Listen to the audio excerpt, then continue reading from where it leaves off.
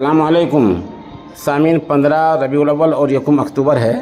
خبر کا عنوان ہے افغانستان کے بارے میں روس کا بڑا اعلان۔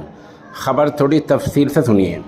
روس کے شہر کازان میں آج مذاکرات جاری ہیں، جہاں افغانستان کے نمائندے موجود ہیں۔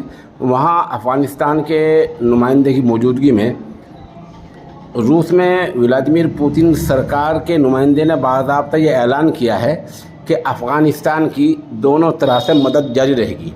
ایک مدد وہ ہے جو اقوام متحدہ کے عالمی ادارے خوراک کے ذریعے کی جاتی ہے، اور ایک مدد وہ ہے جو ہم خود کرتے ہیں، تو روس خود بھی مدد کرے گا اور اقوام متحدہ کے ذریعے بھی مدد جاری رکھے گا۔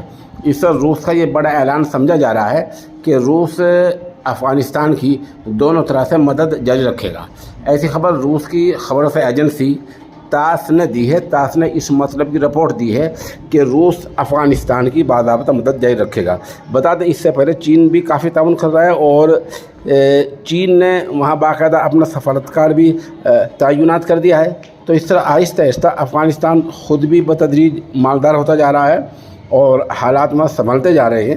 تو روس اس پس منظر میں روس کے اعلان کو بہت اہم اور بہت بڑا سمجھا جا رہا ہے کہ روس نے باضابطہ سرکاری طور پر یہ اعلان کیا ہے کہ ہم افغانستان کی دونوں طرح سے مدد جاری رکھیں گے۔